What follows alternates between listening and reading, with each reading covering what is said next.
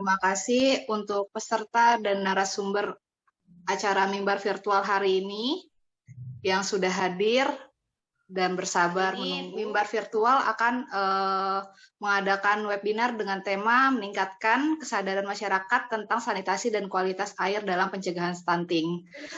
Sebelumnya, untuk memulai acara, kami persilahkan untuk pimpinan umum Barisan.co untuk memberikan sepatah dua patah kata. Dipersilakan Pak Awalil Rizky. Terima kasih Mbak Nana.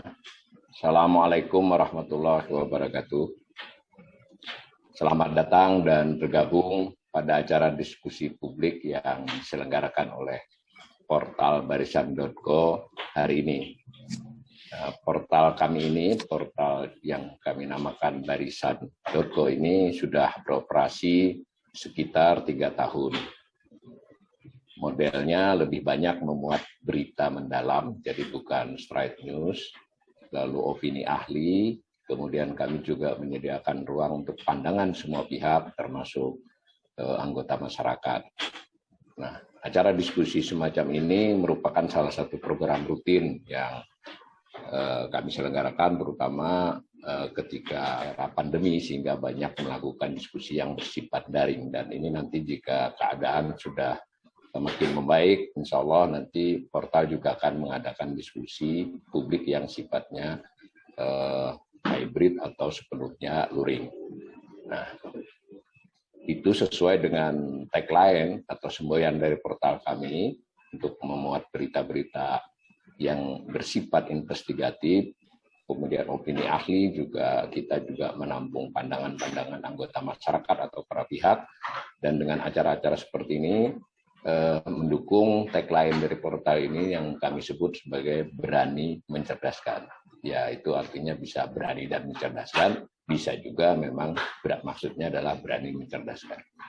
Nah, untuk acara sore hari ini kami mengucapkan terima kasih sebesar-besarnya kepada kedua narasumber, Bu Asri Indiani, Direktur Teknik dan Usaha dari Paljaya, kemudian juga Pak Yanto, pakar lingkungan hidup dari Unsur sekaligus Dewan Pengawas Pamjaya.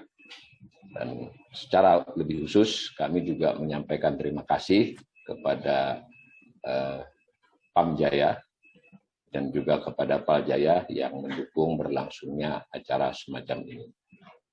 Nah, tema yang diangkat oleh kami hari ini memang secara umum temanya adalah dalam konteks memperbaiki atau mengatasi masalah stunting, meskipun DKI untuk stunting termasuk yang tidak berat ya dibandingkan daerah lain, tetapi tetap merupakan sesuatu yang penting. Nah, dari sudut pandang atau fokus keterkaitan dengan ketersediaan air bersih dan sanitasi. Mungkin tema ini menjadi relevan juga ketika belakangan ini ada kritik kepada DKI ya, di mana salah satunya yang viral adalah kemiskinan di DKI meningkat dan kembali kepada besaran angka kemiskinan seperti 15 tahun lalu. Tentu pihak DKI itu bisa saja menjelaskan bahwa ini karena dampak pandemi. Tetapi mungkin penjelasan lain bisa terkait dengan bahwa kemiskinan sebetulnya tidak hanya bisa dilihat dari angka kemiskinan, melainkan bagaimana masyarakatnya, kondisi masyarakatnya bisa hidup, dan berbagai ketersediaan atau akses buat mereka itu juga merupakan indikator kemiskinan. Jadi saya kira mudah-mudahan kita nanti dari Bu Asri dan Pak Yanto atau juga dari diskusi yang berkembang, kita secara objektif, karena kami ingin sebagai sebuah portal berusaha objektif, mungkin bisa menjelaskan bagaimana justru salah satu yang membaik dalam beberapa tahun terakhir dan masih memiliki rencana memperbaiki ke depan terkait dengan ketersediaan air bersih dan juga perbaikan sanitasi sehingga masyarakat Jakarta terlayani dan sesuai dengan visi misinya Pak Anies mungkin untuk bagaimana masyarakat Jakarta menjadi sejahtera dan hidup bahagia. Nah, sekaligus kita juga mulai publik ya, untuk mulai lebih mengenal bahwa kesejahteraan dalam garis miring juga dalam artinya kemiskinan itu tidak hanya dilihat dari sudut pandang angka kemiskinan, melainkan juga tema-tema seperti stunting, dan bagian dari itu atau juga terkait dengan itu adalah soal ketersediaan air bersih dan sanitasi yang baik.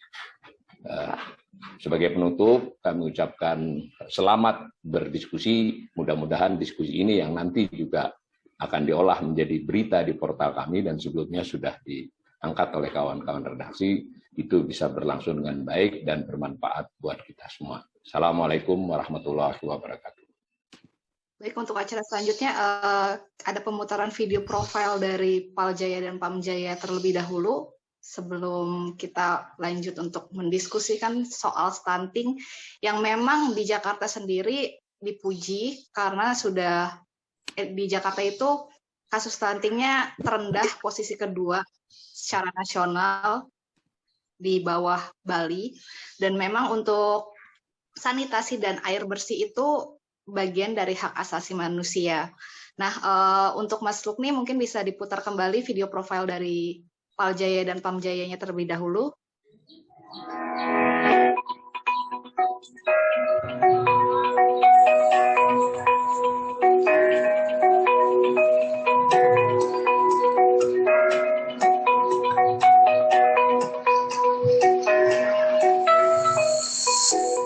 Nah, ini kan PAM sudah berjalan, melayani masyarakat hampir 1 abad. Itu cukup lama loh, Pak.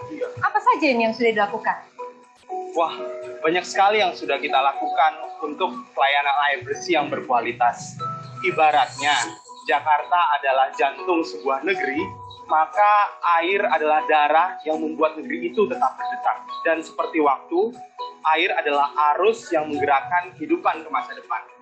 Sebagai kota besar yang terus bergerak dan tumbuh, muncul peningkatan berbagai kebutuhan di dalamnya, termasuk kebutuhan akan air. Untuk itu, Pamjaya terus mengupayakan ketersediaan air bagi seluruh lapisan masyarakat secara komprehensif dan berkualitas. Lalu, bagaimana Pamjaya memulai semua ini? Catatan panjang pelayanan Pamjaya dimulai tahun 1843. Kala itu, pemerintah Hindia Belanda menyediakan air bersih dari sumur bor atau artesis bagi penduduk Jakarta yang masih dinamai Batavia. Tepat pada 23 Desember 1922, yang belakangan ditetapkan sebagai hari lahir Pamjaya, air asal Ciburial, Bogor, Jawa Barat, untuk kali pertama dialirkan ke Batavia melalui sistem perpipaan. Tahun 1953, sejumlah instalasi pengolahan air mulai dibangun secara bertahap. Lewat instalasi itulah Pamjaya melakukan pelayanan di 6 zona. Selanjutnya ke-6 zona tersebut dikelola 2 mitra swasta mulai 6 Juni 1997. Jadi bagaimana Pamjaya meningkatkan pelayanannya untuk warga Jakarta ini? Pamjaya akan terus bekerja secara optimal demi pelayanan maksimal, mencari sumber-sumber air baku untuk diolah dan didistribusikan kepada seluruh masyarakat DKI Jakarta, agar terus tercipta pelayanan yang berkesinambungan, baik secara kualitas, kuantitas, maupun kontinuitas. Mayoritas sumber air baku datang dari Waduk Juanda, Jatiluhur, Purwakarta, Jawa Barat, yang dialirkan melalui saluran Tarum Barat menuju Jakarta. Sisanya, hasil pembelian air curah dan pemanfaatan sungai-sungai di Jakarta. Kini Pamjaya memiliki 7 kelompok tarif disesuaikan dengan masing-masing pelanggan.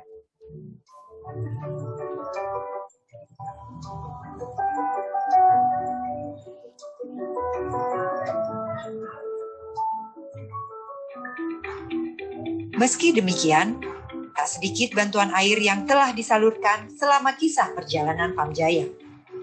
Saat ini Pamjaya sudah melayani sekitar 60% warga Jakarta. Ke depan, untuk meningkatkan cakupan layanan, Pamjaya akan membangun sistem penyediaan air minum hutan kota, Pesanggerahan, Ciliwung, Buaran 3, dan Kali Mokerfat. Pamjaya percaya air adalah kehidupan. Misi mewujudkan akses air bersih untuk masyarakat Jakarta menjadi tanggung jawab yang menyenangkan dan tanpa pamrih. Peningkatan cakupan pelayanan menyeluruh adalah cita-cita yang tak kunjung letih dikejar. Seperti di Pulau Untung Jawa, Kepulauan Seribu.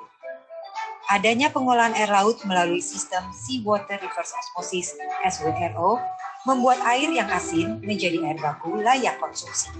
Dalam sehari, mesin mampu mengolah 50 meter kubik air. Saat kondisi sulit air, Pamjaya hadir menyalurkan air ke masyarakat. Menggapai wilayah yang sulit terjangkau pun siap ditempuh. Eksploitasi air tanah di Jakarta telah mengakibatkan penurunan muka tanah yang serius. Maka Pamjaya terus berupaya menghadirkan air perpipaan demi memastikan keberlangsungan lingkungan yang lebih baik. Seiring dengan program Pemprov DKI untuk menggelar dan menghadirkan keadilan sosial bagi penduduk DKI Jakarta, Pamjaya meningkatkan cakupan layanan dan akses air bersih secepat-cepatnya, sehingga masyarakat mendapatkan layanan air minum perpipaan yang aman, berkualitas, dan terjangkau. Pamjaya ingin air yang diproduksi selalu bermanfaat di berbagai tempat. Sekolah, tempat ibadah, ruang publik, hingga berbagai sudut kota di mana napas kehidupan berada. Kami percaya, pelayanan adalah berkarya dengan hati. Profesional, respek, integritas, melayani, amanah.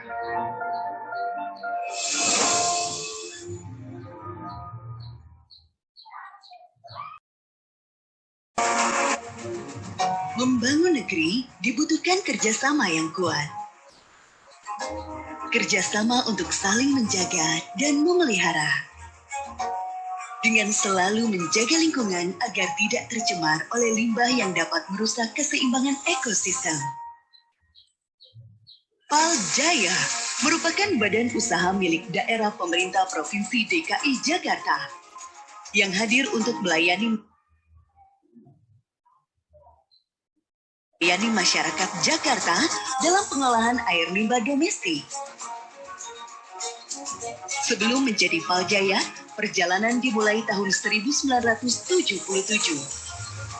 Nihon Suedo melakukan studi kelayakan tentang Master Plan Sanitary dan Sistem Perpipaan Kota Jakarta.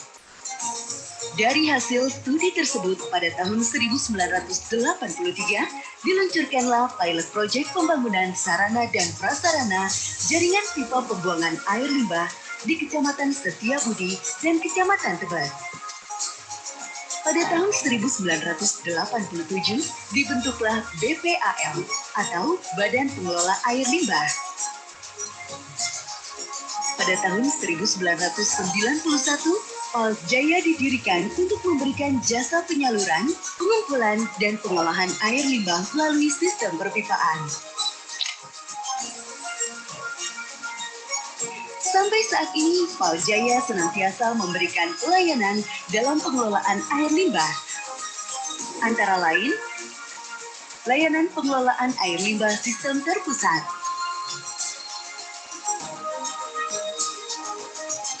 layanan pengelolaan air limbah sistem terpusat melayani bangunan rumah tangga dan non-rumah tangga yang membuang air limbahnya melalui jaringan pipa milik Paljaya.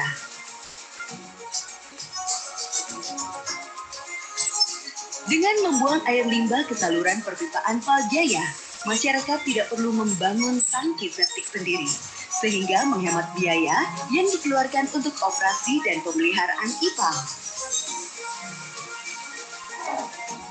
Untuk saat ini, area layanan perpipaan Paljaya baru mencakup Kecamatan Tebet, Setiabudi, Tanah Abang, Mampang Perapatan, dan Kebayoran Baru.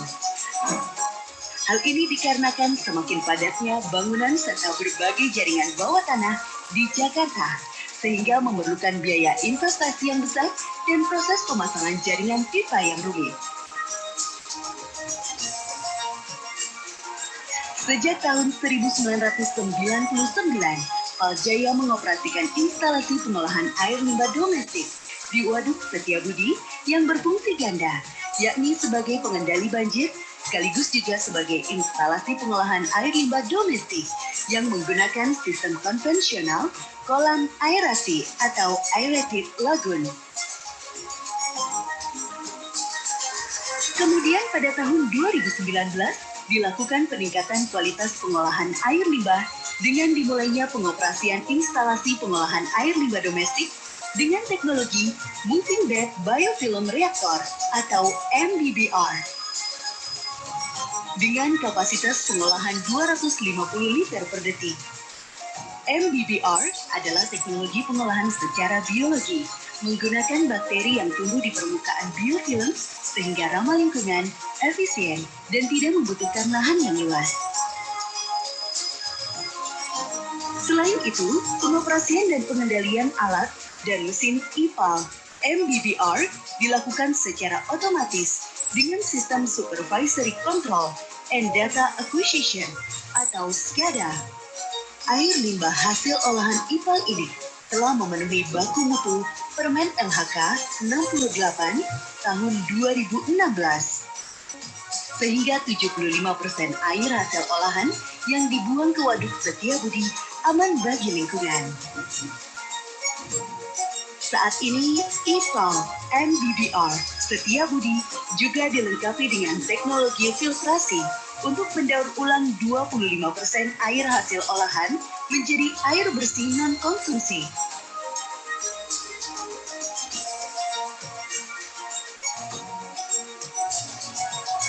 Di tahun 2021, Paljaya mulai mengoperasikan IPAL baru, yakni IPAL Krukut, yang berkonsep Green Building. Dilengkapi dengan fasilitas edutainment yang dapat menjadi pusat ilmu pengetahuan terkait pengelolaan air limbah. IPAL Krukut menampung dan mengolah air limbah yang berasal dari kawasan Jalan Sudirman, Jalan Gatot Subroto, kawasan SCBD, dan sekitarnya. Dengan menggunakan teknologi MBBR yang berkapasitas 100 liter per detik.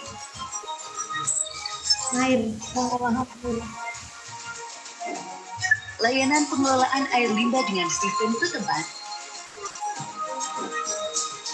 Paljaya menyediakan layanan pengelolaan air limbah dengan sistem setempat bagi wilayah yang belum terjangkau layanan sistem terpusat.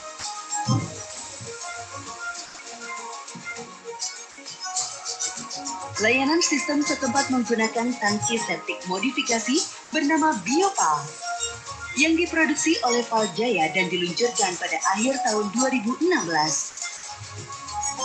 Biopal dirancang dapat mengolah air limbah dari aktivitas mandi dan mencuci atau grey water dan tinja manusia atau black water serta kedap air dan tidak bocor sehingga tidak mencemari lingkungan. Tangki septik Biopal telah mendapatkan sertifikasi inspeksi teknis instalasi pengolahan air limbah atau IPAL dari Pusat Litbang Perumahan dan Permukiman atau Puskim Kementerian PUPR di bulan Februari tahun 2019. Layanan penyedotan air limbah tangki septik.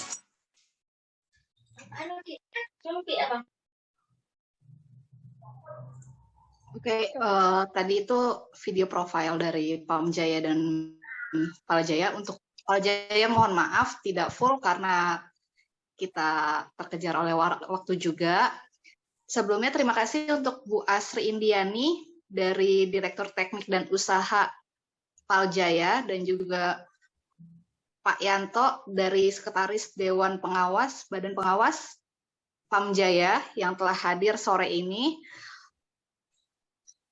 Kita akan membahas tentang apa saja program dan kerja dari kedua BUMD ini untuk mengurangi dan menekan kasus stunting yang ada di Jakarta, termasuk juga untuk kita lebih tahu lebih lanjut lagi sebenarnya apa sih kaitan dari air bersih dan sanitasi ini terhadap kesehatan bagi anak-anak dan juga dewasa.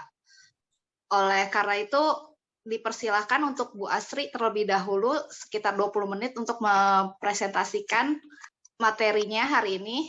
Terima kasih. Assalamualaikum warahmatullahi wabarakatuh. Terdengarkan suara saya?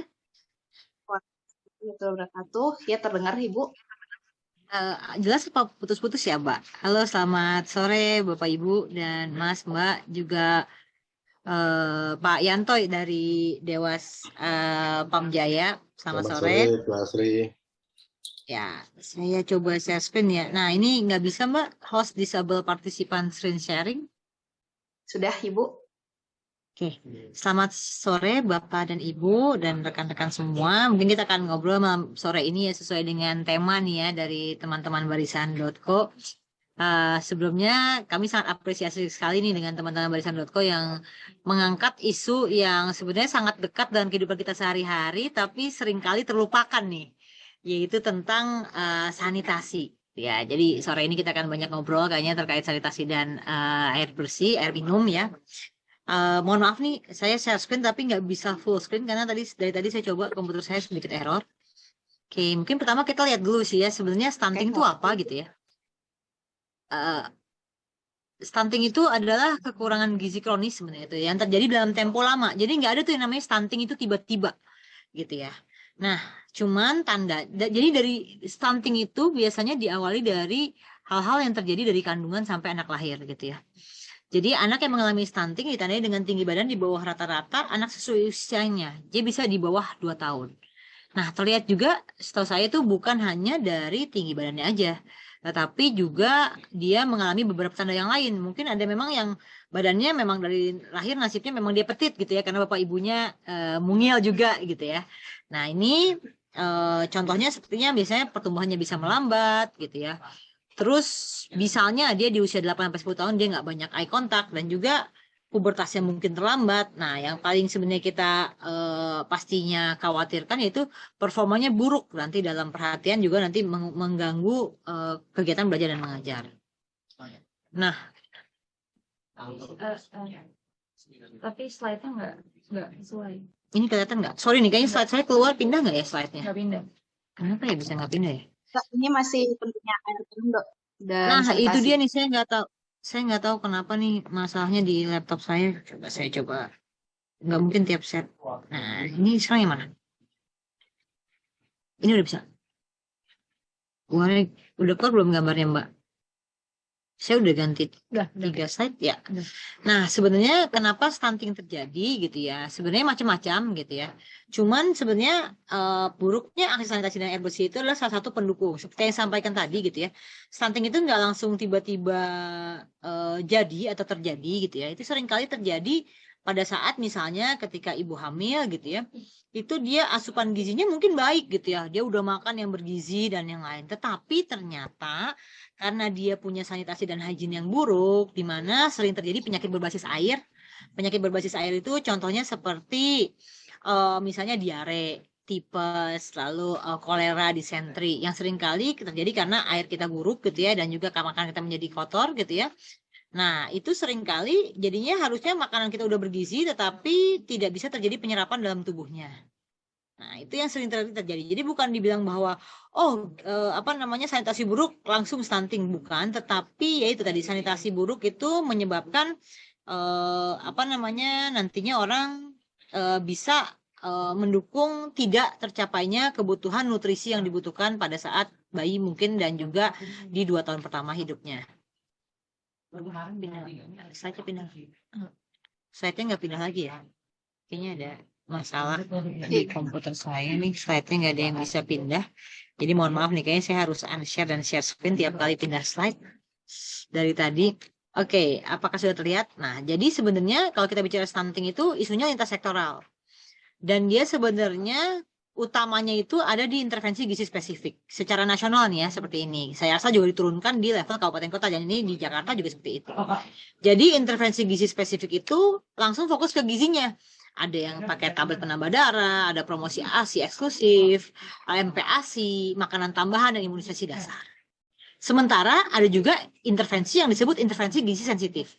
Apa sih sensitif? Nah, ini tadi mendukung gitu ya, bahwa memang seharusnya nutrisi yang didapatkan oleh anak baik sejak dari kandungan itu tercapai. Salah satunya ketahanan pangan, lalu juga penanggulangan kemiskinan, dan juga pendidikan serta sosial yang tadi ya Mbak Anastasia juga sempat sebutkan gitu ya, juga pemimpin redaksi barisan.co. Nah, juga ketersediaan air minum dan sanitasi. Nah, oleh karena itu memang diperlukan integrasi yang lintas sektoral tadi, tidak hanya dari segi untuk kesehatannya saja, tetapi juga dari persiapannya. Sementara untuk sanitasi berarti harus diperhatikan gitu bahwa di tempat-tempat di mana ibu hamil ada gitu ya, atau misalnya orang yang akan berkeluarga, itu harus dipastikan diedukasi bahwa nanti ketika kita berkeluarga, tempat tinggal kita harus memiliki sanitasi yang baik. Bukan hanya untuk orangnya tersebut, tetapi juga calon anak yang akan nantinya menjadi titipan bagi kedua orang tua yang nanti punya rumah tersebut. Nah, selanjutnya saya juga akan memperlihatkan terkait sorry ya.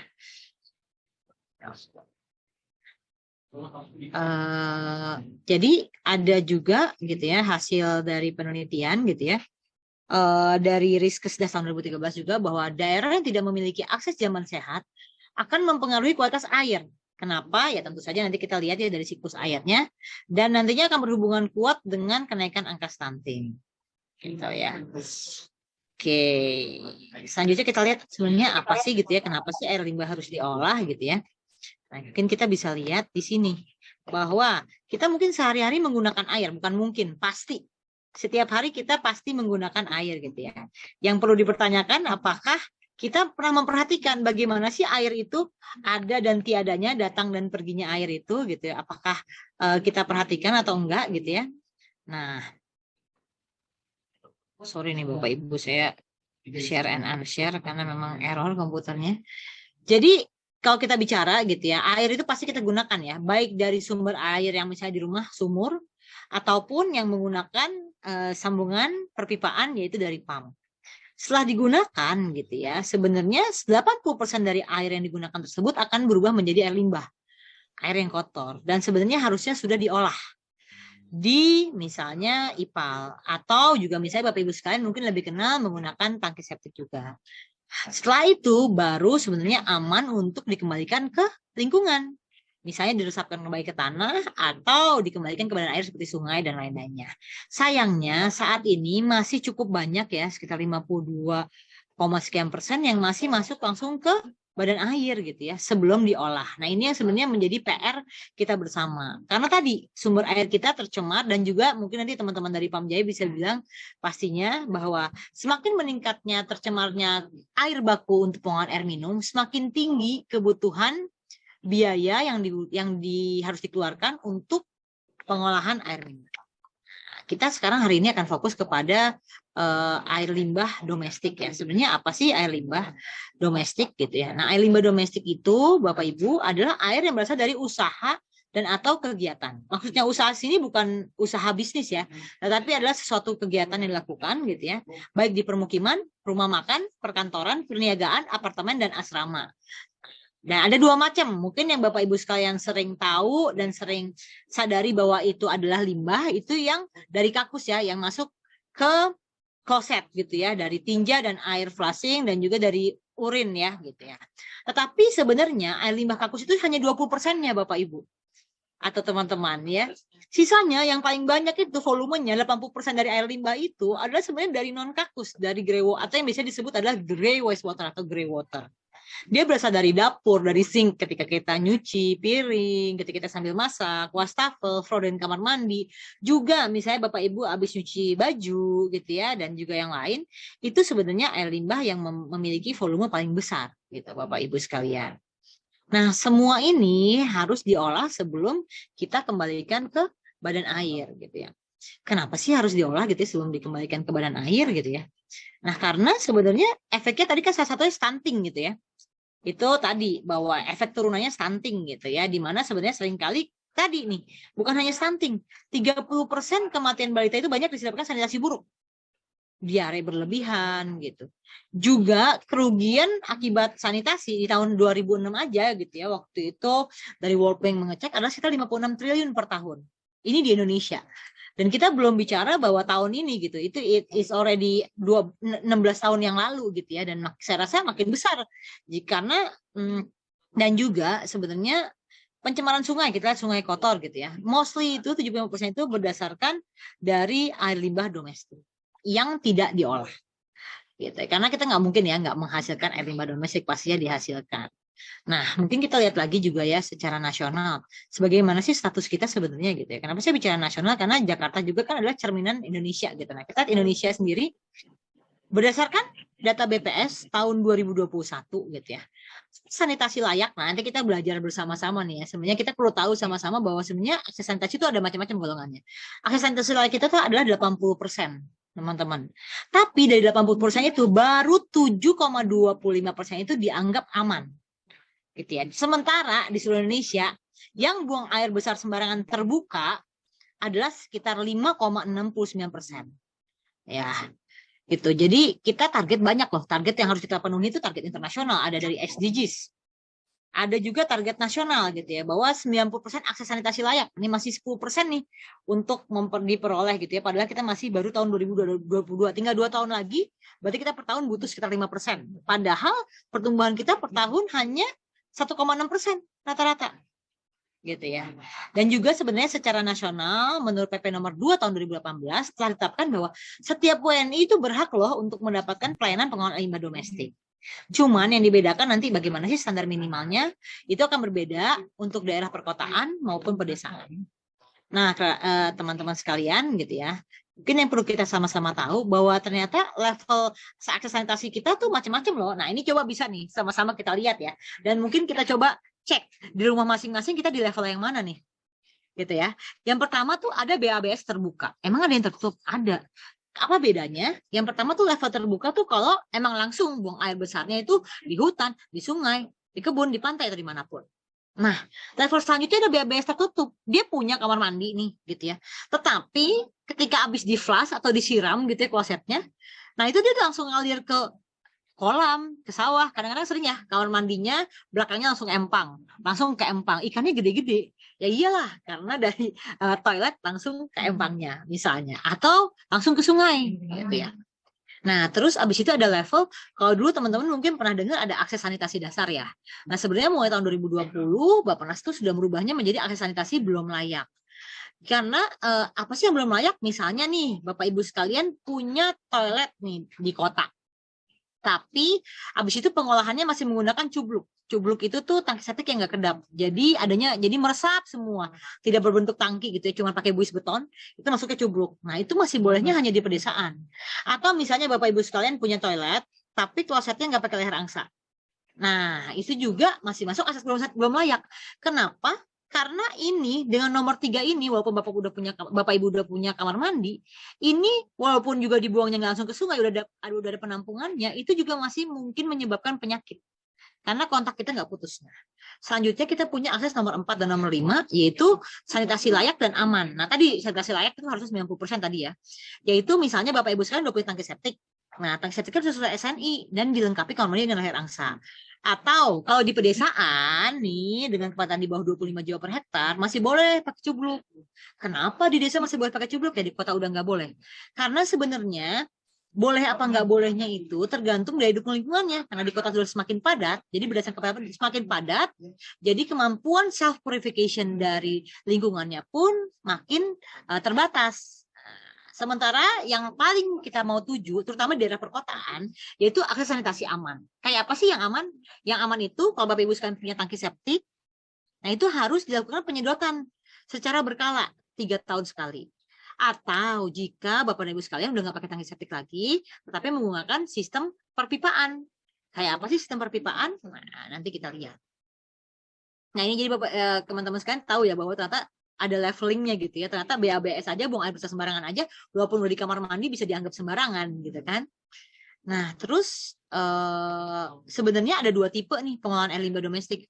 Ada yang setempat dan terpusat. Kalau yang setempat mungkin Bapak Ibu sekalian udah kenal ya dengan penggunaan tangki septik gitu ya, baik yang komunal misalnya sampai 5 keluarga atau yang individual masing-masing keluarga atau yang masih menggunakan MCK umum. Nah, itu semua harus dilakukan penyedotan lumpurnya setiap 3 tahun sekali. Jadi yang disedot itu bukan tinjanya, tapi lumpur hasil olahan di tangki septik Bapak Ibu sekalian. Minimal 3 tahun sekali, lalu diolah di instansi pengolahan lumpur tinja. Di Jakarta sudah ada 2 instansi pengolahan lumpur tinja dan dikelola oleh Paljaya. Di daerah barat ada instansi pengolahan lumpur tinja Pulau Gebang, di timur.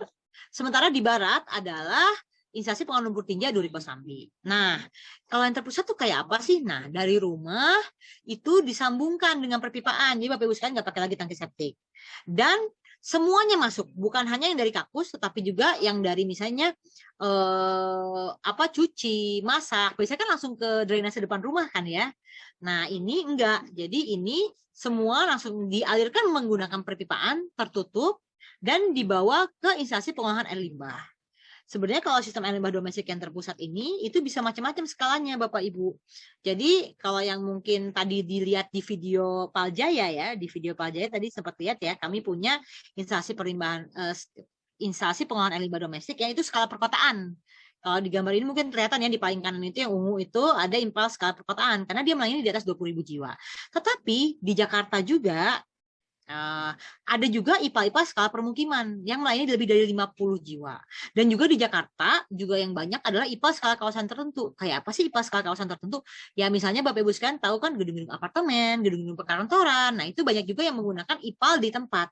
Itu masuknya adalah golongan skala kawasan tertentu. Nah kalau ditanya yang mana ya yang harus dipakai di rumah, mana lebih bagus? Apakah terpusat selalu lebih bagus? Apakah setempat lebih bagus gitu ya karena lebih murah? Nah itu tergantung dengan tadi kemampuan lingkungan kita untuk self purification atau bisa mengembalikan ke kondisi semula. Sebagai gambaran, Bapak Ibu sekalian, ini contohnya gitu ya.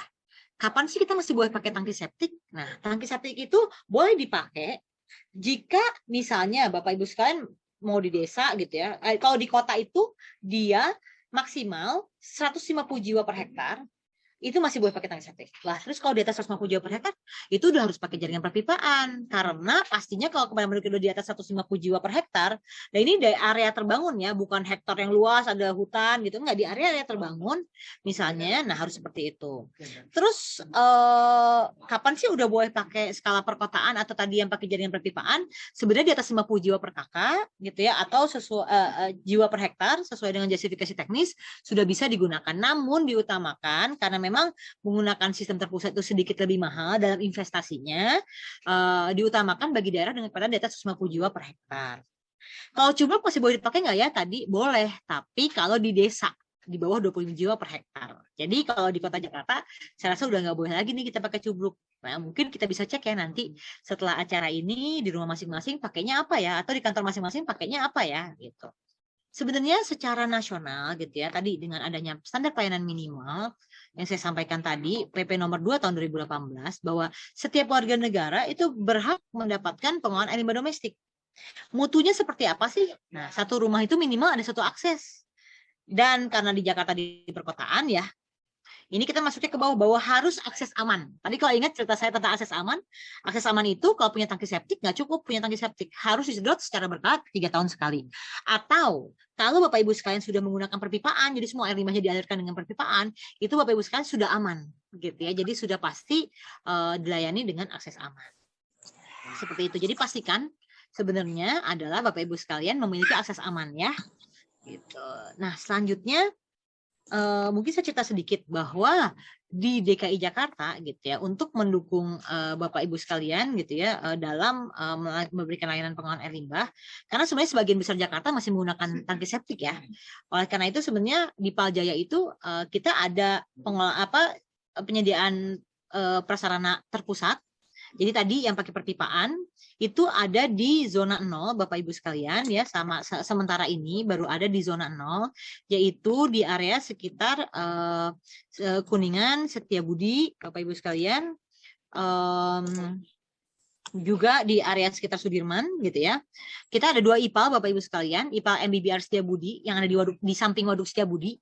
Jadi pengolahannya sekarang udah bukan di waduknya lagi, waduknya sudah kembali menjadi pengendali banjir. Sementara IPAL Krukut itu ada di samping Sampurna Strategic Square, di mana keduanya melayani zona 0 DKI. Kedepannya DKI Jakarta menurut master plan yang disusun oleh DKI Jakarta dengan support dari Kementerian PUPR dan pemerintah Jepang gitu ya, akan ada zona 0 plus 14 zona baru. Jadi dari zona 0 sampai zona 14, totalnya ada 15 zona. Nah itu nantinya diharapkannya seluruh DKI dapat terlayani dengan sistem perpipaan.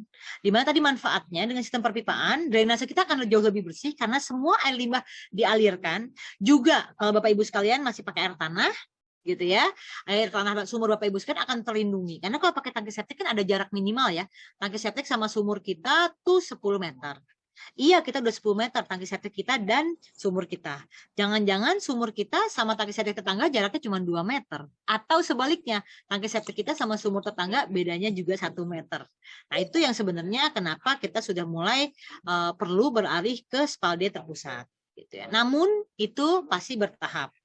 Nah, makanya buat warga Jakarta yang masih menggunakan spalde setempat, tetap juga pemerintah DKI Jakarta melalui Paljaya juga gitu ya yang merupakan BUMD DKI memberikan layanan untuk setempat yaitu dari penyedotannya sampai ke pengolahannya.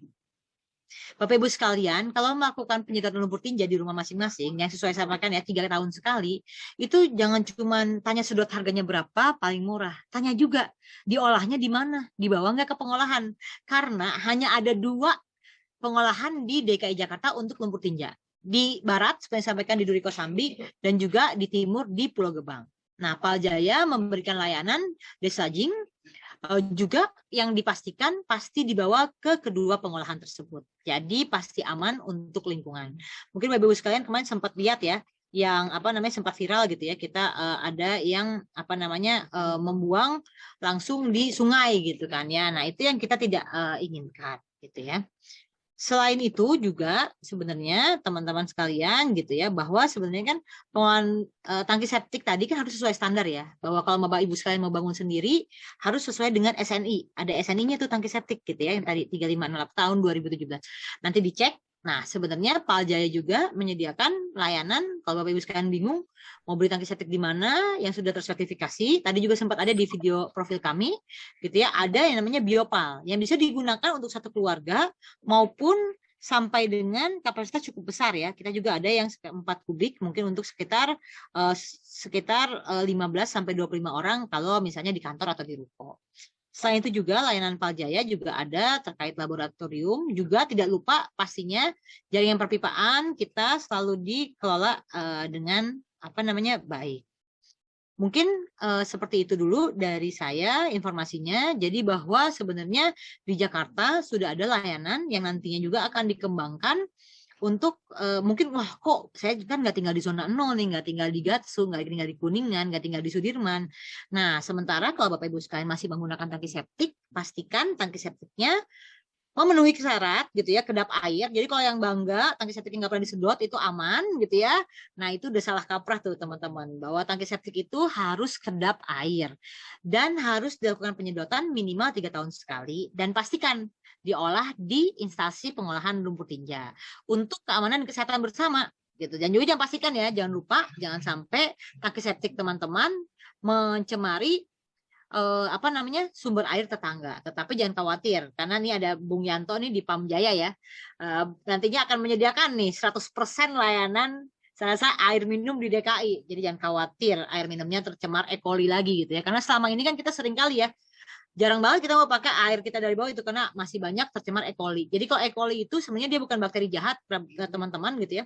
E. coli itu sebenarnya penanda bahwa kalau ada bakteri E. coli di air kita gitu ya, atau misalnya air limbah kita masih banyak E. coli-nya atau sungai kita banyak E. coli-nya, itu berarti banyak bakteri patogen lain yang penyebab penyakit seperti salmonella yang menyebabkan tipes ya, seperti amoeba disentri yang menyebabkan disentri seperti itu. Dan juga ingat, itu bukan hanya sekedar gue cuma diare sekali 2 kali kok seminggu, biasa lah 3 kali ke kamar mandi lebih sering aja nggak apa-apa kok, orang kamar mandi aku bagus gitu ya. Tapi ingat tadi bahwa penyerapan gizi kita terganggu, dan juga kalau ingat bahwa itu bisa juga berakibat kepada anak cucu kita yaitu stunting, karena stunting itu bukan 1-2 hari tapi sejak dari masa kandungan. Mungkin seperti itu Mbak Anastasia. Mungkin nanti Bu Yanto akan bercerita bagaimana kita harus menjaga kualitas air kita. Semoga memberikan informasi dan membuka wawasan. Terima kasih. Wassalamualaikum warahmatullahi wabarakatuh. Waalaikumsalam warahmatullahi wabarakatuh. Menarik banget ya soal Paljaya ini. Sebenarnya sih ada satu tadi yang dibahas Bu Asri itu yang menarik. Cubluk itu hanya boleh di pedesaan. Nah, kenapa kalau emang kita pengen pemerataan, kenapa ya diratain aja, nggak usah ada cubluk sekalian gitu, Bu? Oh, ini pertanyaan ya. Atau oke. Bu Jadi Asri, sebenarnya memang Iya. Yes. Jadi sebenarnya kenapa saya bilang tadi cubluk masih boleh di pedesaan? Karena kan gini, banyak penyediaan prasarana sanitasi itu kan masih self-made ya by people. Dan sebenarnya kunci dari kenapa sih kita mengelola sanitasi? Kan tadi kita mau melindungi lingkungan kita. Sementara gini, kalau zaman dulu bisa bayang nggak sih zaman mungkin 50 tahun yang lalu? Bisa dibilang mungkin di Jakarta masih boleh bisa pakai cubluk atau misalnya 100 tahun yang lalu gitu ya. Atau misalnya kota-kota yang mungkin baru berkembang gitu ya, kota-kota satelit gitu. Nah, tetapi karena tadi daya dukung lingkungannya bisa, sekarang udah jarang Mbak area yang di bawah 25 jiwa per hektar.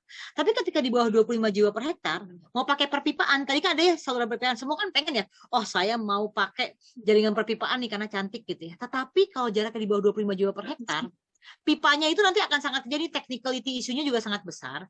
Padahal sebenarnya lingkungannya masih bisa memenuhi atau bisa mengembalikan atau masih bisa menerima polutan sebanyak itu. Jadi kebayang nggak sih, misalnya di 1 kilometer persegi gitu ya, 1 hektar area gitu atau itu ya, atau 1 hektar area gitu ya. Kalau misalnya yang tinggal 10 orang sama yang tinggalnya 1000 orang gitu ya, itu kan polutannya akan 100 kali lipat gitu. Padahal luasannya sama gitu. Nah, kenapa di pedesaan ini bukan masa pemerataan, tetapi kalau yang saya tahu gitu ya, pemerintah itu standar pelayanan minimal penyediaannya tidak memberikan cubluk lagi, tapi cubluk itu masih boleh di self made untuk di daerah dengan di bawah 25 jiwa per hektar. Karena lingkungannya masih sanggup, tetapi tentu saja ada konsen-konsen tertentu. Sumber airnya misalnya harus berjarak minimal berapa meter. Nah, itu ada standar-standar teknisnya juga, Mbak. Gitu. Karena memang ada daerah-daerah terutama kepulauan-kepulauan yang jarang orangnya. Kalau kita bangun tangki septik, dia nggak ada IPLT-nya nanti. Karena ingat tangki septik itu harus disedot 3 tahun sekali. Nanti malah menimbulkan bahaya baru, kontaminasi. Jadi tangki septiknya nanti lumpurnya secara manual diambil, lalu dikeringkan di luar, malah menjadi penyebab penyakit. Gitu Mbak ya. Jadi memang tergantung dari dukung lingkungannya. Jadi bukan tapi bukan di pedesaan semua pedesaan loh Mbak, hanya pedesaan yang di bawah 25 jiwa per hektar. Kalau sudah di atas 25 jiwa per hektar, menurut PP-nya tadi nomor 2 tahun 2018 dan turunannya Permen PUPR nomor 59 tahun 2018 juga, itu sudah harus menggunakan tangki septik tadi dan sudah harus akses aman. Ya, seperti itu. Ya baik, Bu Asri, untuk selanjutnya mungkin Mas Yanto bisa jelasin nih, kadang kita suka keliru juga sebenarnya sama Pamjaya dan Paljaya itu sebenarnya sama atau beda. Padahal kan beda jauh, yang satu air limbah, yang satu ngelolanya air minum. Untuk Mas Yanto, mungkin dipersilakan 20 menit untuk pemaparannya Mas. Terima kasih. Saya bisa dikasih akses untuk share screen ya. Baik, bismillahirrahmanirrahim. Assalamualaikum warahmatullahi wabarakatuh. Terima kasih dari panitia, Mbak Nana selaku moderator dan panitia atas kesempatannya untuk berbagi di forum yang saya kira sangat baik ya. Salam sehat buat kita semua, buat teman-teman, Bapak Ibu yang hadir dalam kegiatan pada sore hari ini. Terima kasih pada Bu Asri ya, menjadi pembicara kedua selalu lebih mudah karena banyak hal sudah dijelaskan oleh pembicara pertama gitu. Jadi saya tinggal nambahi saja nanti. Jadi mungkin nggak ya Pamjaya dan proses bedanya di M dan L saja. Kalau M itu berarti minum, L itu limbah kira-kira gitu ya. Bedanya gitu aja, gampangnya gitu ya. Sesuai dengan amanah ya, yang diminta oleh panitia ya untuk mungkin berbagi tentang air minum dan stunting gitu. Ini sudah muncul ya screen saya ya. Sudah kelihatan ya, Mbak ya? Di sini sih belum. Lagi masih muter Mas. Oh, udah. Udah, oke. Okay. Baik, jadi saya ingin mengkhususkan ya karena diminta juga untuk berbicara dengan air minum dan kebetulan dengan posisi yang amanah yang saya emban di Pamjaya, hari ini saya akan bicara mengenai kaitan air minum dengan stunting dan apa-apa yang sudah dan akan dilakukan oleh Pamjaya sebagai bentuk komitmen terhadap pencegahan stunting. Jadi dua hal itu yang ingin saya bicarakan dan semoga nanti apa yang saya sampaikan bisa memberikan paling nggak sedikit tambahan informasi gitu kalau nggak wawasan dan semoga bermanfaat. Saya ingin memulai dari data. Jadi disampaikan oleh Pak Awalil bahwa dan Mbak Nana ya bahwa Jakarta ini termasuk paling bagus kalau dilihat dari kondisi penderita atau anak yang mengalami stunting ya, nomor 2 setelah Bali, prestasinya lah kira-kira. Tetapi di antara negara-negara di Asia Tenggara, Indonesia, ya, bukan Jakarta ya, ini ternyata nilai angka stuntingnya cukup tinggi ya persentasenya. Ini data tahun sampai 2018 itu Indonesia di angka 36,4%. Hanya 2 negara yang di bawah kita yaitu India dan Timor Leste, yang mana Timor Leste ini dulu bagian dari NKRI yang merdekanya baru kira-kira tahun 2000-an sekian gitu ya.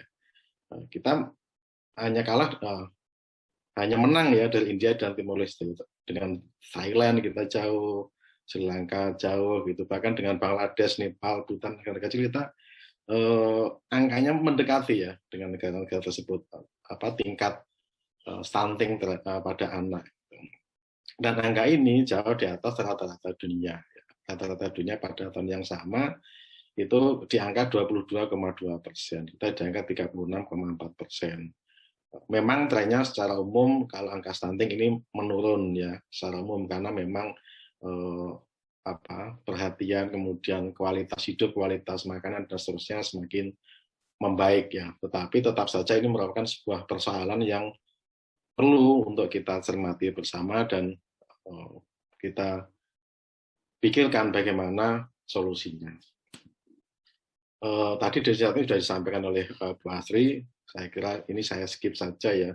Tapi secara umum kan stunting ini adalah kondisi di mana balita atau manusia ini kita memiliki tinggi badan yang kurang jika dibandingkan dengan umur ya.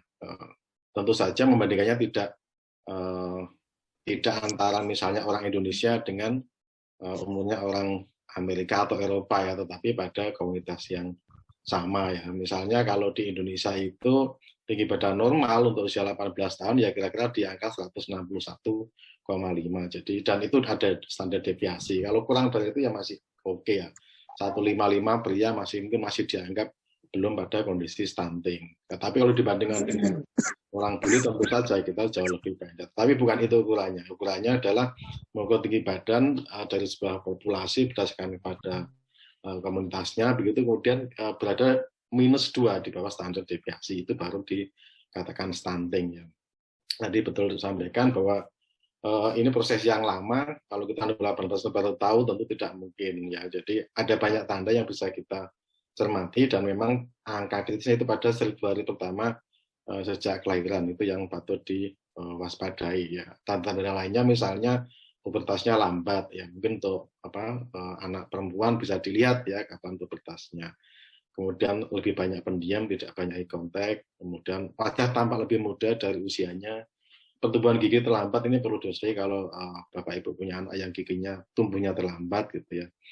Kemudian anak-anak kadang kita suka melakukan tes ya, perhatian dan belajar ini performanya kurang. Ini bisa jadi salah satu tanda dari stunting. Tidak pasti ya, tetapi bisa jadi itu merupakan tanda dari stunting. Nah, apa penyebabnya? Ada 2 hal ya, tentu saja karena ini berkaitan gizi buruk ya, berarti ada gizi buruk. Ya. Tetapi juga ada problem sanitasi, kebersihan lingkungan, air bersih, kemudian dan lain-lain ya, ada banyak sekali. Tetapi kalau kita lihat pada piramida makanan seimbang ya, antara gizi baik dengan air minum, jadi air minum menjadi basis atau dasar dari keseluruhan proses yang terjadi dalam tubuh ya. Jadi ibaratnya gini, kalau kita punya makanan dengan gizi yang baik ya, entah itu yogurt, susu begitu ya, tetapi kalau air yang kita konsumsi itu memiliki kualitas yang buruk, maka dia tidak akan berfungsi secara optimal ya. Jadi air putih yang kita konsumsi harus memenuhi syarat yang baik untuk diminum, karena kalau tidak maka tidak ada, bukan tidak ada, tapi fungsi atau manfaat yang diperoleh dari makanan itu menjadi berkurang. Itu ibarat seperti ini, kita punya makanan yang bagus tapi kita tempatkan pada piring yang kotor, atau kita menyendok dengan menggunakan sendok yang kotor, sehingga makanan yang tadinya berkualitas bagus karena kita kita ambil menggunakan sendok yang kotor, maka kualitasnya menjadi menurun. Itu sama juga, kita makan makanan yang enak, tapi karena kemudian di dalam tubuh diproses dengan air, airnya kemudian tidak higienis, maka manfaatnya juga berkurang. Nah, ini menunjukkan betapa pentingnya peran dari air minum ya yang kita konsumsi terhadap kemungkinan untuk mencegah kejadian stunting. Apa betul demikian? Begitu ya. Ini ada riset yang menarik dari Kementerian Kesehatan, kira-kira riset tahun 2017-18 ya. Di dalam riset tersebut disebutkan bahwa stunting yang disebabkan oleh gizi buruk itu kira-kira 40%. Sedangkan 60% yang besar itu disebabkan oleh kualitas air yang buruk. Nah, ini saya kira poin penting dari pertemuan kita pada hari ini, yaitu bahwa betapa pentingnya kualitas air yang baik untuk mencegah stunting. Ya. Dan itu dimulai dari proses awal, mulai sejak ibu hamil dan seterusnya harus mengkonsumsi air dengan kualitas yang baik. Jadi gizi, makanan, protein dan lainnya itu oke, diperlukan, tetapi air yang bagus ini juga sangat penting. Ya. Karena tadi menurut riset ini 60% sebabnya adalah kualitas air yang buruk atau tidak memadai. Nah, kita punya persoalan sebetulnya dengan kualitas air ya. Walaupun dari tertentu kita terus meningkat, tetapi belum seluruh penduduk Indonesia itu memiliki akses terhadap air minum yang layak. Ini data dari data, tapi dia mengambil dari BPS ya. Data 3 tahun 2018 sampai 2020, persentase rumah tangga yang memiliki akses terhadap air minum layak. Ya, di perkotaan lebih tinggi dari pedesaan. Secara total kita di tahun 2000 itu hanya di angka 83,sekian%. Masih ada lebih dari 17% pada tahun 2020 ya, masyarakat atau rumah tangga di Indonesia yang tidak memiliki akses terhadap air minum yang layak. Tetapi ini kita perlu cermati apa yang disebut dengan air minum yang layak menurut BPS. Ya. Jadi menurut BPS air minum yang layak itu adalah air minum yang terlindung seperti air dari ledeng, berarti kan seperti dari PAM gitu ya, kemudian dari keran umum itu dari fasilitas umum ya, keran umum, terminal air, penampungan air hujan atau mata air, ini masuk sebagai air minum yang layak. Sumber yang terlindung itu berarti dia menggunakan casing gitu ya, kemudian sumur bor atau sumur pompa ini juga termasuk yang jaraknya minimal 10 meter dari pembuangan kotoran. Tadi sudah disampaikan oleh Bu Asil terkait ini, penampungan limbah dan pembuangan sampah. Tetapi ada problematika memang di sini ketika kita bicara mengenai air yang kita ambil dari sumur. Kita tidak bisa memastikan bahwa jaraknya itu 10 meter dari tempat pembuangan kotoran. Tapi juga selain jarak, kita juga perlu melihat karakteristik dari tanah. Misalnya kalau jarak 10 meter, kalau jarak 10 meter itu berada pada tanah yang lempung atau lano, yang dia memiliki porositas yang rendah, tentu akan berbeda kalau jarak 10 meter itu berada pada tanah yang berpasir. Karena kalau tanahnya berpasir, jarak 10 meter bisa ditempuh dalam waktu yang lebih singkat, dan proses purifikasi alamiahnya itu akan berbeda ya di antara tanah berpasir atau jangan-jangan tanahnya berkerikil. Jadi 10 meter itu ya kita dari septic tank sampai ke sumur itu karena tanahnya berpasir ya cepat saja gitu, sehingga tidak ada proses pengolahan di dalamnya, sehingga memang ini menjadi problematik ya terkait dengan air tanah. Satu, karena kita tidak bisa memastikan, terutama pada daerah-daerah dengan pemukiman yang padat seperti Jakarta ya, kita nggak pernah tahu misalnya di tangga ini sumbernya ditaruh di mana gitu. Ini memang jadi problematik, dan ini terbukti ya ada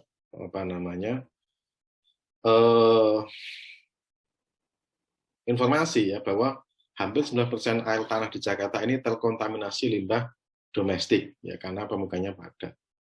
Sementara kalau air yang dari hidran seperti airnya PAM Jaya ya, ini saya sedikit promosi ya, itu setiap saat kualitas airnya itu kita jaga. Jadi pada instalasi pengolahan air limbah, kualitas airnya itu dijaga sesuai dengan kualitas air yang disyaratkan oleh Peraturan Kesehatan Nomor 492 Tahun 2020 tentang persyaratan kualitas air minum. Ya, jadi kita melakukan monitoring istilahnya rutin, memastikan bahwa air yang akan dikirim dari instalasi pengolahan limbah ya, misalnya air dari IPA itu memenuhi persyaratan kualitas air minum. Perlu saya tegaskan, ini adalah yang dilakukan di IPA, ya instalasi pengolah airnya. Itu sudah kita jaga sehingga dia layak untuk diminum sesuai dengan Permenkes nomor 492 tahun 2010. Nah, apa betul bahwa air tanah kita tercemar gitu ya?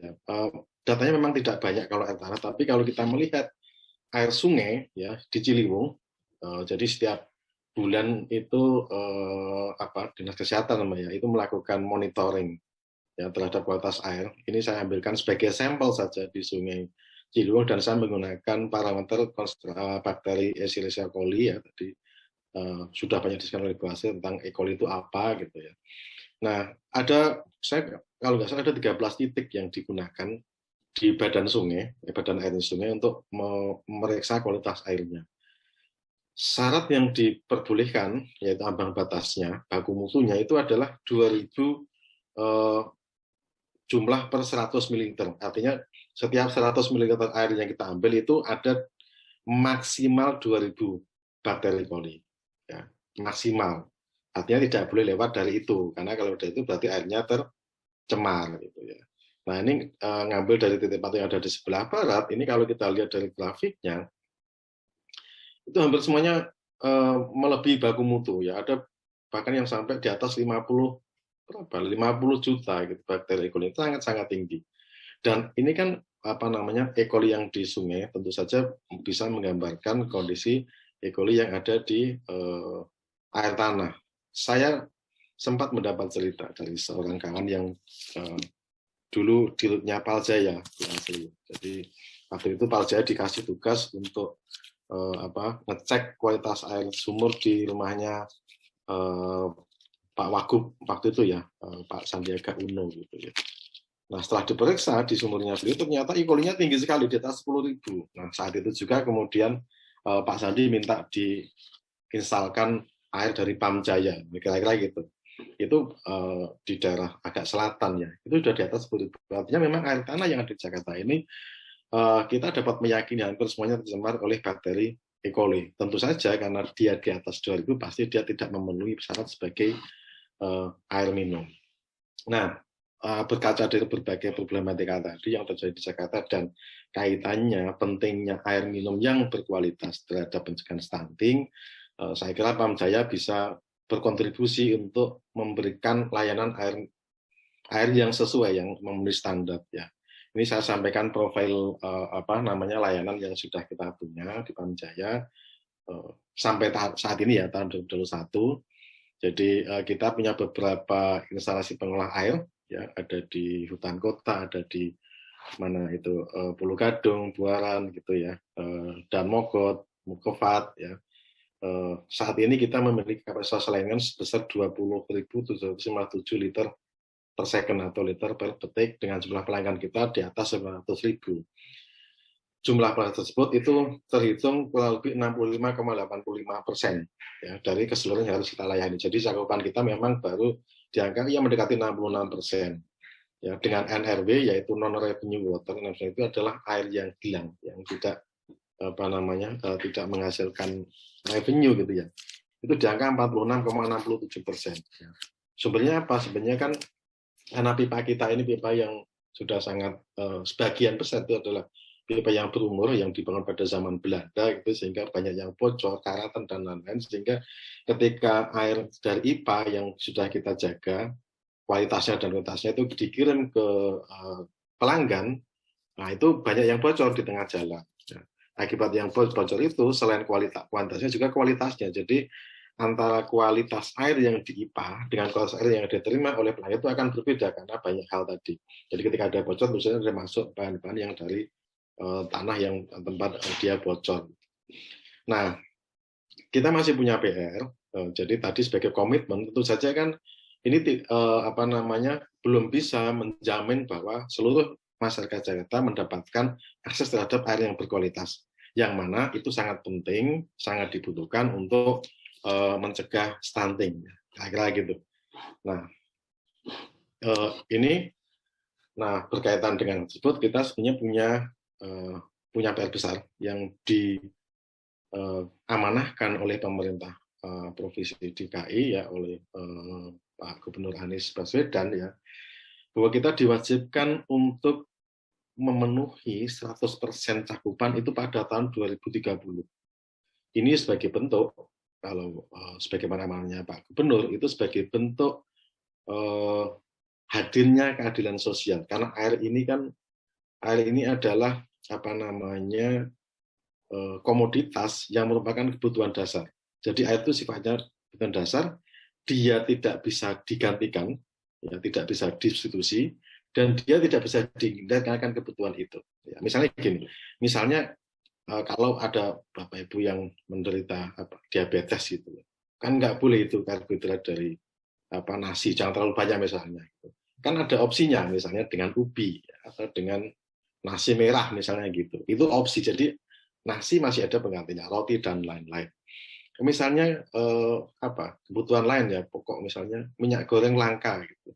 Masih ada opsinya ya, yaitu direbus misalnya gitu. Atau kalau di desa ya orang goreng kerupuk dengan pasir misalnya, itu ada opsinya. Dan kalau listrik misalnya, kita nggak ada listrik 1 hari 2 hari, kita masih bisa tahan ya, nggak pakai listrik, pakai lilin itu masih bisa hidup gitu ya, masih bisa kita hindarkan kebutuhan listrik. Tapi kalau air nggak bisa ya, air itu kalau kita nggak konsumsi air sehari juga tapi jangan dicoba ya, saya kira akan sangat berbahaya gitu. Jadi memang sangat mendasar. Karena itu saya kira ini hal yang sangat positif yang diamanahkan oleh Pak Gubernur untuk memenuhi cakupan layanan 100% pada tahun 2030. Dan kita sudah melakukan beberapa inisiatif Pamjaya, yang baik itu oleh Pamjaya sendiri maupun kerjasama dengan Kementerian PUPR. Ya, jadi beberapa inisiatif misalnya Jatiluhur dan Karyan ini inisiatif dari Kementerian PUPR. Kita akan nambah sebesar kurang lebih 7.200 LPS atau liter per second per detik ya. Kemudian ada juga inisiatif dari Pemprov DKI ya, di Buaran 3, kemudian Aprating Buaran, Ciliwung kita sedang melakukan. Ini ada tahap-tahapannya. Harapannya pada tahun 2030 itu keseluruhan wilayah harus kita penuh, itu bisa kita cover. Nah, ini beberapa, kalau tadi kan sifatnya data tabel ya. Ini petanya. Jadi kita akan membangun di sini ya, ada spam Jatiluhur 1, kemudian ada spam Jatiluhur 2, Suwanda, kemudian Buaran ya. Nah, dengan adanya inisiatif ini diharapkan keseluruhan masyarakat yang ada di sini kita bisa memberikan akses terhadap air minum yang layak ya. Jadi misalnya kalau Jatiluhur 1 itu diharapkan bisa meningkatkan cakupan sekitar 13% ya, dengan kapasitas 4.000 liter per detik atau liter per second. Buaran 3 dengan 3.000 LPS harapannya 8,8%, kemudian Karyan Serpong bisa 10%, dan seterusnya, sehingga ini menjamin bahwa pada tahun 2030 seluruh masyarakat di DKI Jakarta bisa mendapatkan akses terhadap air minum yang layak ya. Dan tentu saja selama itu tempat-tempat yang baru, kita akan memasang pipa-pipa yang baru. Ya, dengan pipa yang baru, kualitas airnya bisa dijaga. Yang dari IPA sudah memenuhi Permenkes untuk air minum yang layak. Nanti ketika sampai pada pelanggan di rumah tangga itu juga harapannya kualitasnya tetap terjaga. Saya sedang mendorong juga kepada teman-teman direksi di Pamjaya untuk memulai menginisiasi, memikirkan bagaimana pada tahun 2030 bukan hanya kuantitasnya yang kita penuhi, tetapi juga kualitasnya. Jadi harapannya nanti kita bisa minum langsung dari keran, kira-kira gitu yang sedang saya dorong untuk ini kita pikirkan. Ya. Nah, tadi kan kalau stunting karena isunya gizi dan air minum, air bersih yang layak dan lain-lain, tentu saja sasaran utama itu adalah kelompok masyarakat dengan penghasilan yang rendah. Ya, jadi tadi secara umum PAM sudah punya program-program untuk meningkatkan cakupan, tetapi kita juga punya program yang sifatnya prioritas ya untuk masyarakat berpenghasilan rendah atau MPR ya. Ini sebagai wujud juga karena walaupun kita kasih akses, tapi tidak semuanya bisa menikmati itu. Ya, jadi PAM juga memberikan subsidi melalui PSO kepada masyarakat. Misalnya kalau kalau masang sambungan baru itu di angka -1,7 dengan subsidi, mereka boleh dengan harga yang lebih murah karena sebagainya kita subsidi. Ada beberapa tempat yang kita memberikan program pelayanan untuk masyarakat berpenghasilan rendah. Ya, pertama di kampung prioritas, ya kita sedang mengerjakan di beberapa tempat, ya misalnya di Kampung Tanah Merah, Kampung Puji Baru dan seterusnya. Kemudian kita punya spam hutan kota yang ini memiliki kapasitas kurang lebih untuk 30.000 sambungan rumah, ya.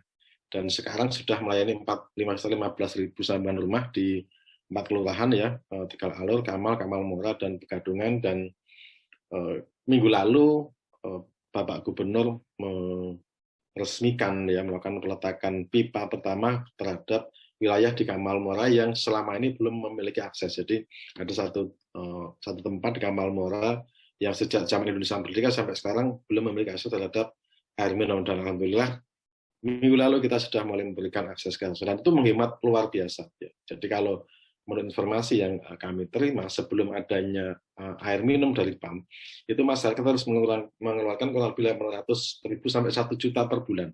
Karena mereka harus beli air dari jerigen yang 20 literan itu, yang mana perselikan sekitar 20.000 gitu, ya. Kalau 5 jam berarti sudah 100.000. Dengan masuknya air PAM, maka masyarakat mungkin pengeluaran per bulan untuk air ya di angka 50 sampai 70.000. Jadi penghematannya sangat luar biasa. Tetapi ternyata belum banyak juga, artinya masih banyak juga potensi yang belum dimanfaatkan, karena kapasitas sambungan dari Sambungan Kota itu kita 30.000 dan sekarang baru tercapai 15.000. Dan kita akan terus kita tingkatkan agar supaya semua masyarakat MPR ini mendapatkan akses terhadap air minum. Ya, kemudian di rusun-rusun yang miliknya pemerintah kita juga memasang membuat program-program prioritas. Kemudian di Kepulauan Seribu kita juga punya, kita hadir dengan tadi kalau kita lihat di mana profilnya, ya kita punya SPRO, ya, si Water Resource Osmosis, ya. Jadi dan bulan depan kalau tidak salah, ya kita akan mulai menyelesaikan air minum SPRO di Pulau Sebila. Pulau Sebila ini pulau paling jauh di Kepulauan Seribu yang dia lebih dekat ke Lampung. Jadi kita akan membuat itu di Pulau Sebila, kita akan berikan juga SPRO. Kemudian pelayanan kios-kios air di banyak tempat. Jadi ini beberapa upaya yang dilakukan oleh PAM Jaya dalam rangka untuk meningkatkan layanan air bersih dan air minum masyarakat di Jayata, yang mana kalau tadi sudah kita bahas itu sangat diperlukan dalam upaya untuk mencegah stunting pada anak kecil. Baik, saya kira itu yang bisa saya sampaikan pada kesempatan yang baik ini. Terima kasih kepada moderator, waktunya saya kembalikan. Oke, jadi sebenarnya bisa disimpulin antara kualitas air perlu adanya pengelolaan air limbah juga ya, Mas, ya? Jadi nggak bisa cuma salah satu pihak air bersih aja dulu, nanti sanitasinya belakangan, atau pengelolaan air limbahnya belakangan, harus jalannya beriringan ya, Mas, ya? Harus beriringan, ya, karena memang sekarang masih banyak masyarakat yang menggunakan air tanah. Jadi kalau air tanahnya tidak dijaga kondisinya juga dia akan tercemar. Gitu. Saya kira juga penting juga, karena kalau air tanah misalnya dibiarkan tercemar, maka dia akan masuk ke sungai. Dan kalau kita tahu ya di spam hutan kota itu kita ngambil air bakunya dari air sungai. Jadi air sungai kita olah untuk menghasilkan air minum, ya. Nah, kalau beban pencemarannya sangat tinggi, maka tentu saja biaya pengolahannya juga akan menjadi sangat mahal. Kira-kira gitu, Mbak. Oke. Makasih Mas Yanto atas pemaparannya. Untuk peserta dipersilahkan untuk 2 orang aja untuk mengajukan pertanyaan. Boleh open mic atau chat. Oke, Mbak. Ya. Ibu. Ya, Ibu. Perkenalkan dulu ya. Dari mana? Ya, perkenalkan. Mohon maaf nggak ini video. Assalamualaikum Mas Yanto, Rofi, Mas. Dari ini ya. Kebetulan ya, alhamdulillah kebetulan saya kan bergerak di DAS ya, di DAS. Terus saya jadi ingat gitu ya ke kampanye masa lalu Bapak Prabowo bilang revolusi putih ya, yang minum susu itu loh Mas, mungkin Mas Anies juga. Tapi faktanya gitu ya, kalau di zaman sekarang itu kan anak-anak, orang tua kan bisa memenuhi gizi sebenarnya, nggak kayak zaman dulu yang susah makan beras gitu ya. Ibaratnya yang harus makan gaplek, nggak tahu yang ini ya, sudah berbeda gitu. Tapi secara bahkan dunia Indonesia stuntingnya tinggi gitu. Anak-anak juga kecil-kecil sekarang gitu loh. Nah, masalahnya di mana gitu. Ketika kemudian bergerak di das gitu ya. Ya memang benar Mas itu. Sungainya tercemar. Sumber mereka jaraknya dengan sungai sedikit. Ini saya berbicara Jawa Barat ya. Apalagi dengan akses yang di pabriknya gitu ya. Jawa Barat di Bandung gitu ya misalkan. Gitu. Jangankan di Bandung, di Ciamis saja anak stuntingnya banyak sekali. Padahal kan paling mentok kan industrinya ayam. Itu kan paling mentok kan itu, tapi kan ke sungai, larinya ke sungai. Jadi yang menjadi tantangan utama ya di sana Mas. Di Jakarta sumber airnya dari mana gitu. Nah itu diselesaikan dulu dari hulu gitu ya. Hulu sampai bagaimana pengolahannya di tengah. Itu. Yang kedua masalahnya begini Mas. Adanya rumah mungkin DP 0% gitu ya. Perumahan-perumahan baru yang nggak pakai yang ada subsidi negara gitu ya. Akhirnya sumber airnya juga dari pengembang sendiri itu artesis gitu. Bahkan di Bandung sendiri itu nggak dari pengembangnya, bahkan masing-masing orang per meter bisa kedok sumur gitu ya, artesis gitu. Yang perlu diwaspadai di sini ke depannya Mas gitu loh, deformasi lahannya. Kalau di Jakarta gitu ya mungkin intrusi air laut gitu ya, sumbernya bisa ke sana atau mungkin beberapa udah bergerak gedungnya udah mulai retak. Kalau di Ciamis kasusnya lain lagi Mas, di atas karena dibuat sumber sawah dibuka, sawah terus disedot, terus kemudian buat peternakan ayam di atas gitu, bawahnya tanahnya bergerak Mas. Jadi relokasi gitu. Ya inilah, kita kan nggak berpikir Jakarta aja yang mungkin yang banyak duitnya gitu, di Jawa Barat. Mungkin saya dulu pernah di Bontang, Kalimantan Timur yang aksesnya harus artesis, masih mengandung zat besi yang luar tinggi gitu ya. Apalagi berbicara IKN, sumber airnya dari mana gitu ya. Nah itu yang harus kita mungkin sangat komprehensif mengenai di hulu gitu ya. Berbicara mengenai das ini sebagai kebutuhan dasar air gitu untuk semua. Gitu Mas, mungkin dari saya. Assalamualaikum warahmatullahi wabarakatuh. Waalaikumsalam warahmatullahi wabarakatuh. Langsung aja Mbak Nani. Dulu ya. Langsung ya Mbak Nana ya. Ya. Oke, baik, terima kasih Mbak Rofi. Semoga selalu sehat Mbak Rofi. Memang betul ya, kalau kita bicara mengenai air, tidak bisa membicarakannya secara terpisah-pisah gitu ya, karena kan air mengalami siklus ya. Jadi air yang kita terima di Jakarta, walaupun air tanah, itu sebenarnya kan juga berasal dari daerah yang di sebelah hulu ya, dari Bogor, karena dia mengalir ke sana. Sehingga penyelesaiannya memang yang betul ada penyelesaian berbasis daerah aliran sungai. Baik dari segi kuantitas maupun dari segi kualitas. Ya. Dari sisi konsep, sebetulnya pemerintah sudah punya sebuah konsep yang cukup baik, yang namanya One River, One Plan, One Management. Jadi harapannya pengelolaan itu berbasis sungai. Jadi pengelolaan air ya itu berbasis sungai, karena memang memang air itu mengalirnya lewat sungai. Dan sebetulnya kan kalau kita melihat pada sejarah yang lampau itu kan banyak juga peradaban-peradaban yang dia hidupnya dari sungai. Peradaban Sungai Nil misalnya itu kan dari sungai. Saya kira ini konsepnya sudah bagus. Sekali lagi persoalannya biasanya pada implementasinya ya. Semua rencana biasanya selalu sempurna gitu.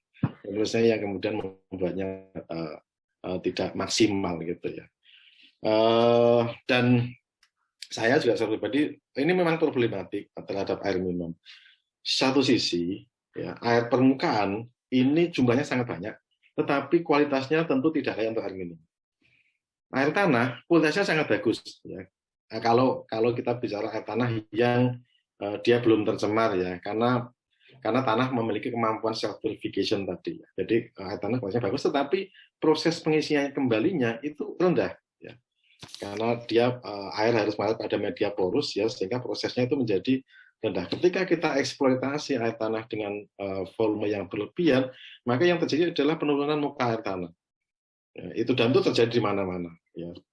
Dan problematika di Kalau penurunan air tanah sebenarnya memang walaupun tadi disampaikan Pak Alfi, ini problem sebenarnya, tapi yang nampak itu memang problem di kota-kota besar, ya, penurunan air tanah. Karena itu saya di beberapa saat selalu mendorong kepada pemerintah untuk sebenarnya bukan hanya di kota ya, tapi utamakan dibandingkan menggunakan air tanah. Jadi perusahaan-perusahaan air minum di mana di daerah ini juga harus mulai berpikir untuk meningkatkan cakupan layanan ya di mana mereka bekerja untuk mencakup keseluruhan penduduk yang ada di daerah sana. Ya, jadi saya sepakat bahwa pengelolaannya ini harus dimulai berdasarkan berbasis kepada daerah aliran sungai ya, dari hulu sampai ke hilir gitu ya. Yang itu saya kira itu sesuatu yang sangat bagus. Kemudian tadi terkait dengan revolusi putih ya. Sekali lagi seperti yang saya sampaikan tadi bahwa kalau kita melihat ya, jadi susu itu kan bagian dari gizi yang diterima. Tetapi kalau airnya ini tidak kita jaga dalam kondisi baik, tentu saja proses pencernaannya tidak akan berjalan secara maksimal juga. Gitu. Jadi saya kira peran pentingnya di sana, ya, bahwa air minum harus kita jaga sesuai dengan kualitas yang dipersyaratkan supaya proses pencernaan, proses penyerapan gizinya yang di dalam tubuh itu berjalan secara maksimal. Saya kira itu, Mbak Nana, mungkin karena ada yang belum saya tanggapi, Mbak Rofi boleh dikonfirmasi. Sementara cukup, Mas. Ya, makasih Mbak Rofi. Untuk pertanyaan selanjutnya ini dari Mas Yayat dan mungkin digabung sama Pak Warkim kali ya. Terkait air kualitas di pedesaan, apakah juga dapat menyebabkan stunting? Dan di pedesaan sendiri punya kloset, tapi buangnya masih ke kolam, bukan ke septic tank. Maka di desa ada program jambanisasi dari desa. Karena kita juga kadang gini ya,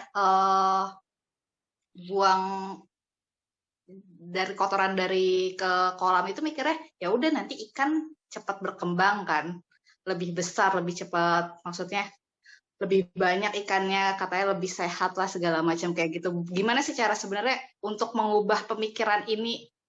Mungkin Bu Asri bisa bantu jawab untuk masalah buang kotoran sembarangan kayak gini. Iya Mbak.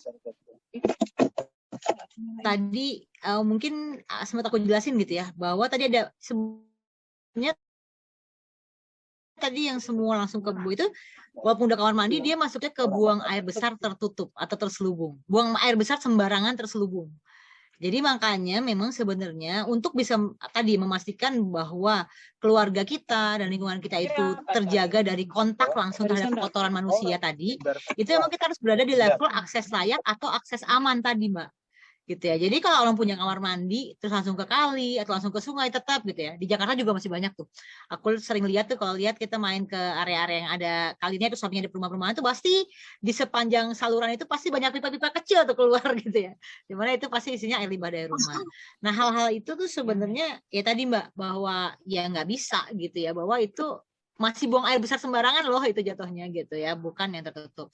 Lalu juga makanya tadi kan disampaikan ada teman-teman dari yang di chat ya, bilang bahwa program jambanisasi dari dana desa. Nah itu yang perlu dicek juga dan pastikan tadi gitu ya. Kalau memang kepadatan penduduknya sudah besar, sudah di atas 25 jiwa per hektar gitu ya, jadi memang wajib menggunakan akses aman. Tadi juga saya kembali lagi ke Mbak Anastasia gitu loh. Kenapa sih itu standar pelayanan minimalnya? Kayak itu minimal Mbak.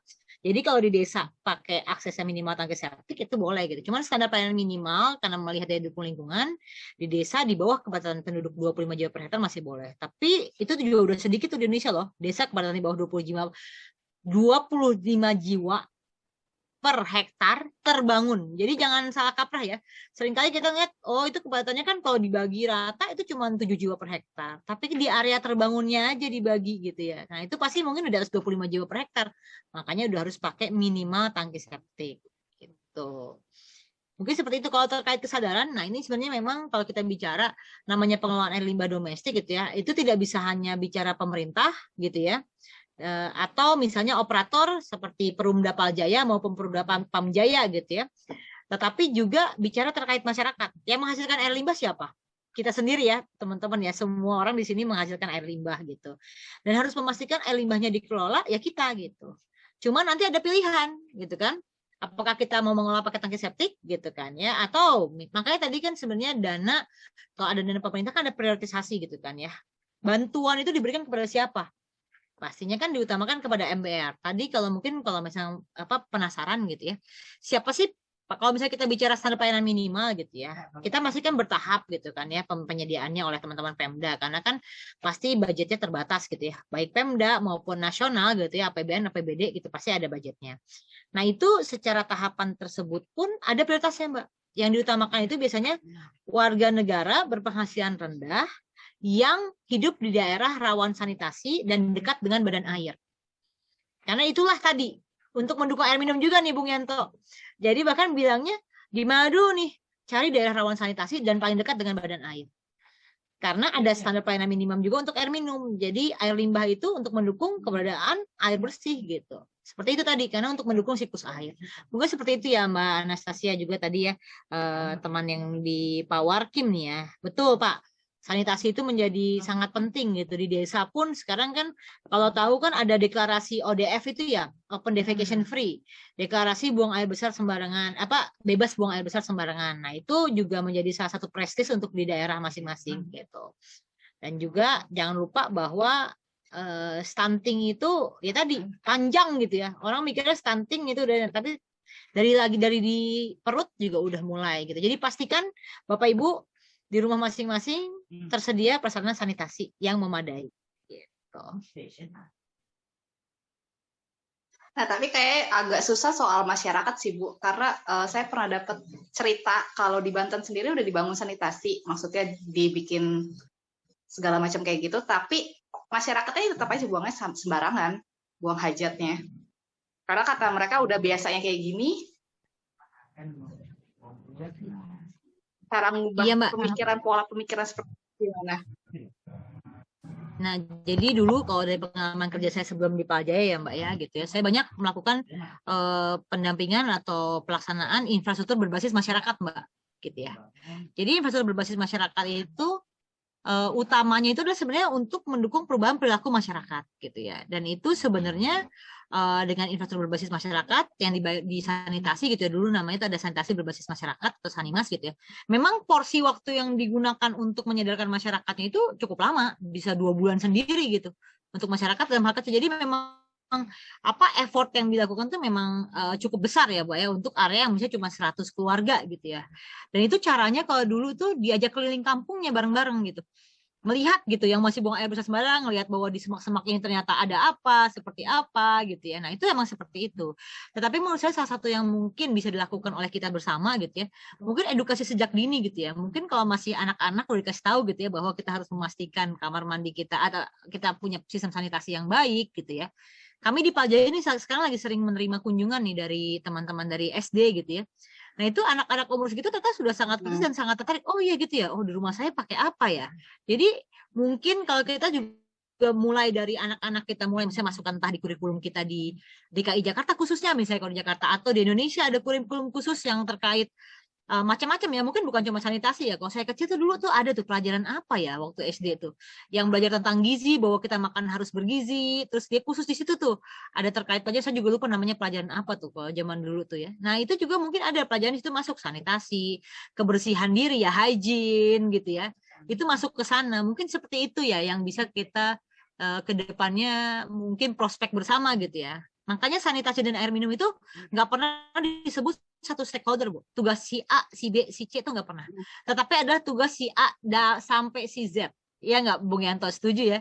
Tugas sanitasi dan air minum itu harus kolaborasi. Makanya Jakarta Kota Kolaborasi itu sebenarnya di air minum dan sanitasi itu sangat penting, karena kolaborasi sama siapa? Sama warga, sama pemerintah, sama operator, sama pemerintah pusat juga, sama semua stakeholder. Bahkan kayak tadi sekolah, universitas, semua bisa sama-sama gitu. Mungkin seperti itu ya Mbak Anastasia ya. Saya yakin Bung Yanto juga sepakat ya. Sepakat, Bu Asli. Nah ini mungkin yang terakhir ya.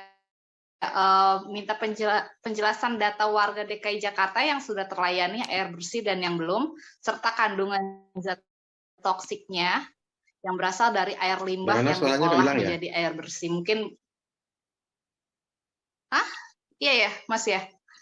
Ya, ini pertanyaan terakhir mungkin dari Pak Saifuddin, penjelasan data warga DKI Jakarta yang sudah terlayani air bersih dan yang belum, serta kandungan zat toksik yang berasal dari air limbah yang diolah menjadi air bersih. Mungkin Mas Yanto duluan bisa jawab, lalu Bu Asri selanjutnya.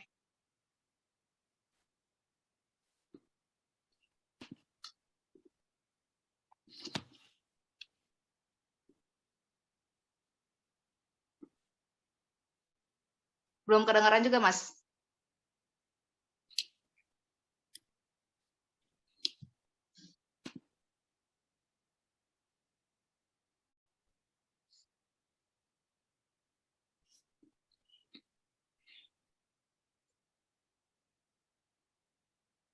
Halo, Mas Yanto.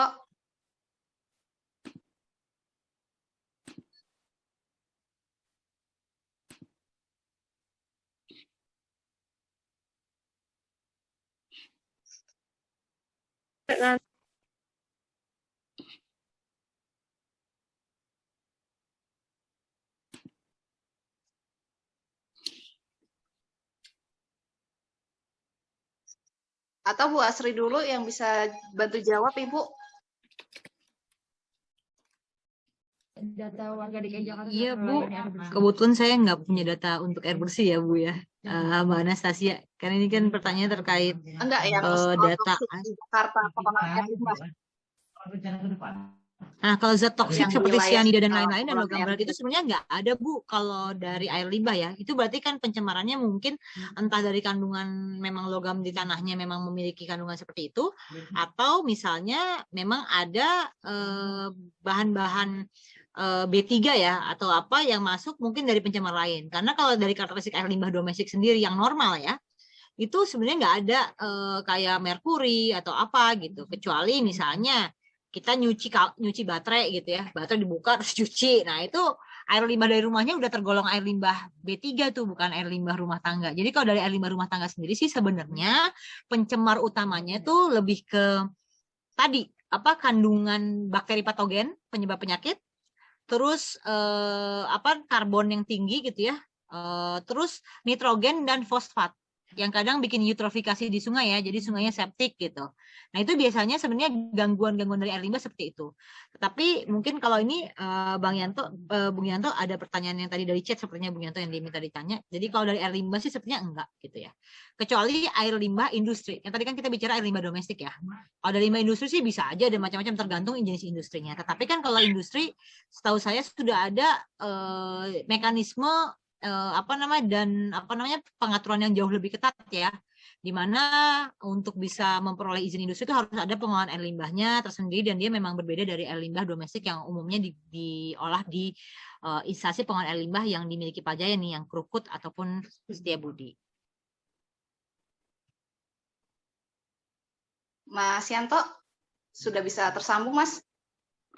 Ini suara Mbak Nana kok nggak kedengeran ya? Sudah kedengeran belum?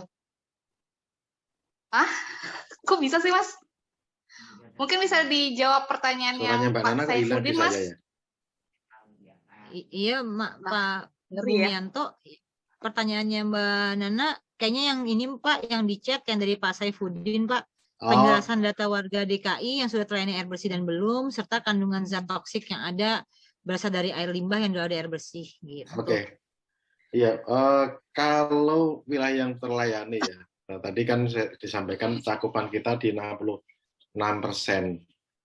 Kalau dari sisi wilayah itu sebagian besar yang ada Jakarta Utara di pinggir pantai ya, itu memang belum terlayani oleh air bersih. Kemudian di bagian barat ya dan di selatan, di Jakarta Selatan itu daerah-daerah yang memang belum terlayani. Kita bisa menarik maupun melogikakan begini, kalau di daerah pantai itu kan karena dia daerah paling hilir ya, sementara air itu kan ngambilnya dari hulu. Nah, otomatis dia berada pada jarak yang paling jauh. Jadi yang akan terlayani duluan tentu saja yang berada di dekat dengan instalasi pengolah air yang ada di daerah agak hulu ke sini. Jadi memang ini menjadi PR ya, karena memang dari sisi jarak dia paling jauh. Kemudian kalau di Jakarta Selatan masih banyak yang mengandalkan kepada air tanah ya, karena di sana air tanahnya masih bagus ya di Jakarta Selatan. Kemudian kedalaman muka airnya juga masih di angka 5-7 meter ya, jadi masih banyak menggunakan air tanah, dan itu memang bagian-bagian yang akan kita upayakan untuk kita layani keseluruhannya. Tadi seperti saya sampaikan ya, case-nya Pak Sandino itu di daerah sana airnya masih bagus kelihatan sini, tapi ternyata E. coli-nya tinggi. Nah, ini bagian dari yang perlu kita berikan kesadaran kepada masyarakat ya. Dan saya kira itu Mbak Nana.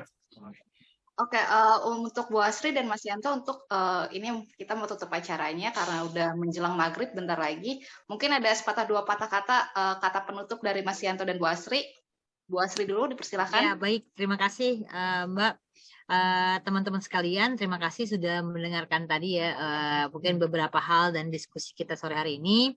Mungkin pesan saya sedikit aja, mari yuk kita untuk tahap awal kenali dulu air limbah kita ini udah diolah apa belum sih gitu. Itu dulu PR pertama nih kayaknya, untuk tahu di rumah ini air limbahnya kita pakai tangki septik atau pakai cubluk, atau jangan-jangan udah di jaringan perpipaan, atau jangan-jangan tadi kita masih buang air besar sembarangan walaupun secara tertutup. Jadi yuk kita kenali air limbah domestik kita, karena air limbah domestik yang kita hasilkan itu nantinya akan berpengaruh kepada kualitas air yang akan kita gunakan kembali. Gitu. Mungkin itu aja dari aku. Mari kita sama-sama jaga lingkungan kita dengan pastikan air limbah kita sudah dikelola. Untuk tahu lebih lanjut bisa juga melihat di Instagram maupun di website milik Paljaya untuk bisa mendapatkan informasi terkini terkait pengelolaan air limbah. Mungkin seperti itu, Mbak.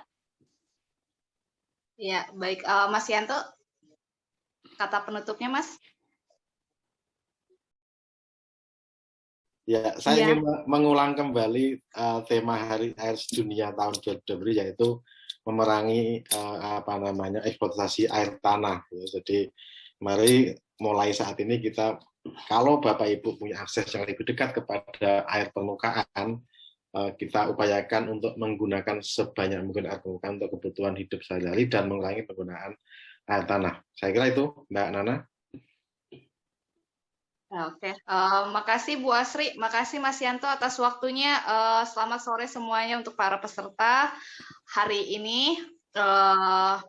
Semoga dapat ilmu yang bermanfaat dan kita jaga kualitas air termasuk juga sanitasi yang baik dan layak ya. Terima kasih. Assalamualaikum warahmatullahi wabarakatuh. Waalaikumsalam warahmatullahi wabarakatuh.